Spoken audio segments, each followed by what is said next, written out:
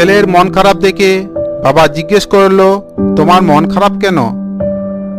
ছেলেটি উত্তর দিল, মা আমায় বোকা দিয়েছে। বাবা তখন বলিল, ধরো আমি তোমাকে প্রতিদিন 86,400 টাকা দিলাম, এতে তুমি আনন্দ ফুর্তি যা ইচ্ছা করতে পারো। সেই টাকা থেকে ডাকাত এসে 10 টাকা জোর জবরদস্তি নিয়ে চলে গেল। তুমি কি 10 টাকার জন্য ডাকাতের পিছনে দৌড়াবে, না বাকি 86,390 টাকা দিয়ে আনন্দ ফুর্তি করবে?